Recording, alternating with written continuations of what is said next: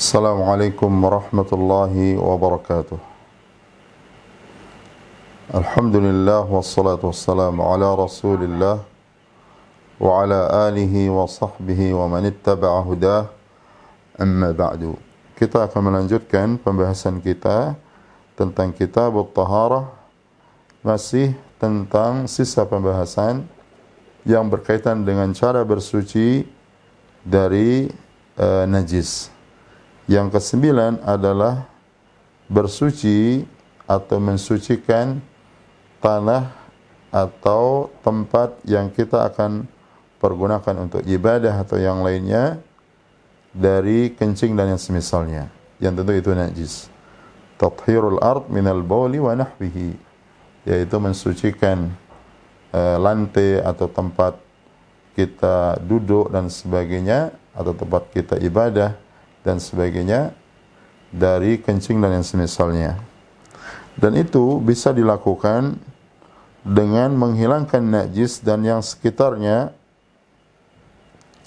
yaitu dengan menggunakan air, seperti yang diperintahkan oleh Rasulullah SAW kepada para sahabat ketika beliau melihat seorang badui masuk ke dalam masjid lalu dia kencing di masjid. Dan hadis ini pernah kita bahas pada majelis sebelumnya, bahwa Rasulullah SAW memerintahkan kepada para sahabat untuk mengambil air lalu menuangkan air bersih, suci dan mensucikan di atas kencing tersebut, kencing orang badui tersebut, sehingga dia bisa larut terserap ke dalam tanah dan hilang air najasahnya.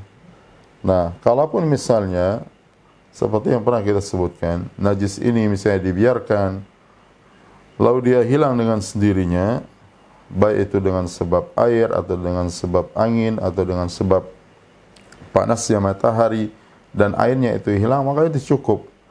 Karena najis tidak disyaratkan harus berniat, tidak disyaratkan seperti syarat dalam mengangkat hadas.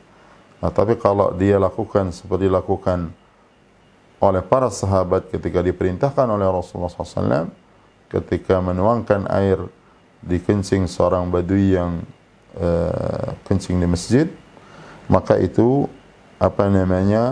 cara dari cara menghilangkan najis karena sebab kencing, seperti yang disebutkan oleh para sahabat radhiyallahu taala anhum tentang kisah seorang badui tersebut. Kemudian poin yang ke-10, yaitu cara membersihkan sumur atau samin, ya, samin yang dia makanan.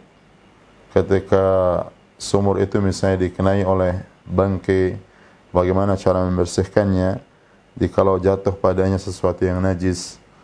Disebutkan bahwasanya membersihkan sumur yang dikenai atau dijatuhi najis adalah dengan membersihkan air itu sampai dia hilang sifat-sifat atau yang mempengaruhi daripada sifat-sifat air yang suci tersebut. Kemudian setelah itu begitu datang air yang lain maka menjadi bersih. Demikian juga kalau orang itu dia menghilangkan samin, menghilangkan najis yang ada pada minyak samin yang ada padanya, selama itu jatuh pada tempat tertentu, lalu dia bisa dipisahkan yang dikenai najis itu dengan yang tidak dikenai najis, maka kemudian dibuang yang terkena dengan najis, maka itu cukup. Tapi kalau dia sudah bercampur secara keseluruhan seperti sesuatu yang cair dari yang suci, kemudian dia kena secara keseluruhan dan mempengaruhi sifat-sifat daripada cairan tersebut, baik itu pada baunya atau warnanya dan rasanya, maka dia berarti terkena dengan najis tersebut dan tidak bisa dipergunakan. Tapi kalau dia samin atau minyak samin yang dia bisa dilokalisir najis tersebut pada bagian tertentu, lalu kemudian dia diangkat dan dihilangkan, maka yang tersisa itu dia tetap suci karena tidak terpengaruh atau bercampur dengan sesuatu yang najis yang terkena dengan atau dari samin atau minyak samin yang terkena najis tersebut, ya. maka dia tidak akan mempengaruhi yang lain kalau dia tidak terkena dengan najis tersebut. Artinya cukup menghilangkan bagian-bagian yang dikenai najis. Demikian juga sumur, kalau dia jatuh misalnya bangkai di dalam sumur, maka kita kuras sumur itu sampai dia bersih, sampai hilang baunya. Kemudian setelah itu kalau ada air yang keluar dari sumur tersebut, maka menjadi suci. Dan itulah yang diarahkan oleh Rasulullah sallallahu alaihi wasallam.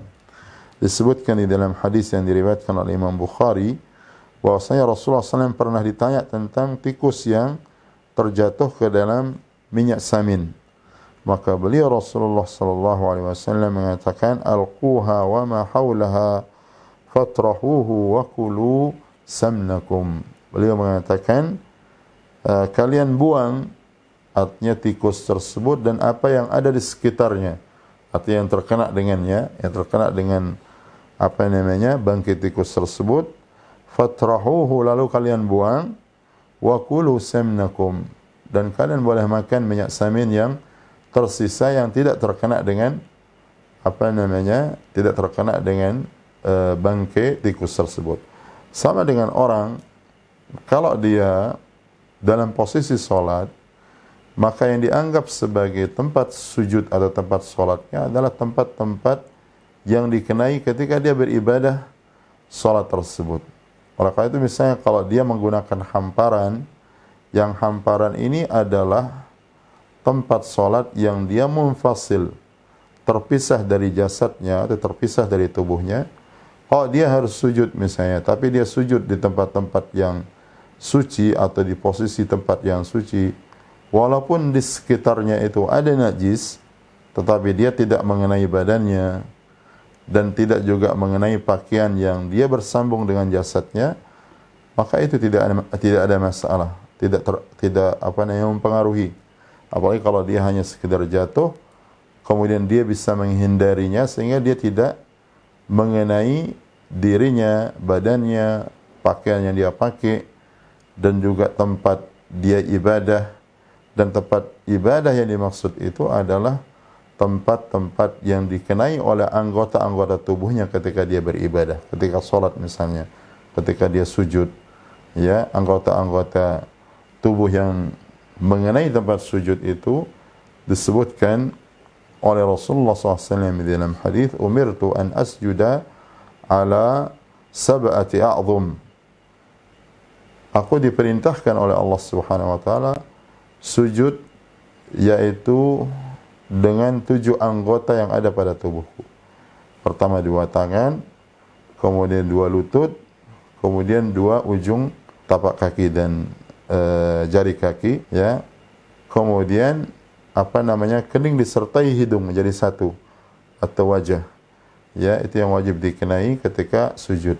Nah, mawadhi as-sujud, tempat-tempat sujud ini dia harus dipastikan suci, ya, tempatnya.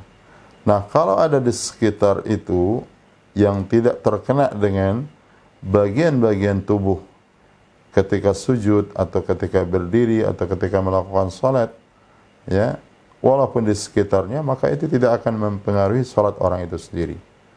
Bahkan walaupun misalnya kata para ulama, dia itu menjadi area yang di sekitarnya menjadi tempat dia beribadah, asalkan tidak kena dengan bagian-bagian dari anggota-anggota badan yang kena dalam sujud atau salat, maka itu tidak mempengaruhi, ya, karena dianggap dia karena ada kain atau pakaian itu ada yang muttasil dan munfasil, ada yang terpisah dan bisa terpisah dari badan, ada yang dia bersambung dengan badan. Satu contoh misalnya, kalau orang itu sedang salat, misalnya seorang laki-laki ketika dia salat, lalu kemudian kena misalnya kotoran di pecinya misalnya, maka dia tentu peci yang dipakai itu muttasil asalnya, dia bersambung dengan jasadnya. Kalau dia biarkan najis itu padahal dia tahu kena pecinya dan tetap dia pakai pecinya, maka salatnya menjadi tidak sah. Berarti dia salat dalam keadaan tidak suci. Tapi kalau dia tahu kemudian dia lepaskan peci itu dan itu tidak mempengaruhi hal-hal yang menjadi syarat sah salatnya dari menutup aurat, Karena orang kalau dia tidak menutup kepala itu, dia tetap dianggap menutup aurat. Artinya dia hanya sesuatu yang sunnah mustahab kalau dia menutup kepalanya bagi laki-laki, lalu dia lepaskan misalnya pecinya itu yang dikenai dengan najis, maka salatnya itu sah. Seperti yang dilakukan oleh Rasulullah SAW pada hadis yang kita sebutkan, ketika beliau sedang salat mengimami para sahabat, lalu kemudian Jibril datang kepada beliau memberitahukan bahwasanya di sendal yang dia pergunakan, alas kaki yang beliau pergunakan itu di bawahnya ada najis atau kotoran atau najis. Lalu kemudian Rasulullah SAW melepaskan kedua sendalnya, beliau melepaskan kedua sendalnya, dan para sahabat yang melihat Rasulullah SAW melepaskan sendalnya, sendal beliau, kemudian ikut juga melepaskan sendal, karena saking ittiba'nya mereka, karena saking mengikutinya mereka di dalam ibadah kepada Rasulullah SAW, walaupun mereka tidak tahu kenapa mereka melakukan hal tersebut atau kenapa Rasulullah SAW melakukan hal tersebut. Jadi yang penting mereka mengikuti apa yang dilakukan Rasulullah SAW. Rasulullah SAW melepaskan sendalnya, alas kakinya, maka mereka para sahabat seketika mereka itu juga melepaskan alas kaki mereka. Ketika selesai salat, kemudian Rasulullah SAW dan beliau di antara mukjizatnya adalah bisa melihat orang-orang yang salat di belakang beliau. Beliau mengatakan, kenapa kalian melepaskan alas-alas kaki kalian? Mereka mengatakan, ya Rasulullah, kami melihat engkau melakukan hal tersebut. Kemudian beliau menjelaskan, sesungguhnya Jibril datang kepadaku ketika sedang salat, memberitahukan bahwasanya di bawah alas kakiku itu ada najis. Kemudian aku lepaskan. Nah, di sini Rasulullah SAW begitu diberitahu bahwasanya salah satu pakaian atau alas kaki yang beliau pakai dan itu muttasil bersambung dengan jasad beliau, ternyata dikenai dengan najis, maka spontan kemudian Rasulullah setelah diberitahu beliau melepaskannya. Dan kemudian beliau melanjutkan salatnya dan tidak perlu kemudian beliau mengulangnya. Ya, dan demikian yang harus kita lakukan kalau terjadi pada diri kita hal yang seperti itu.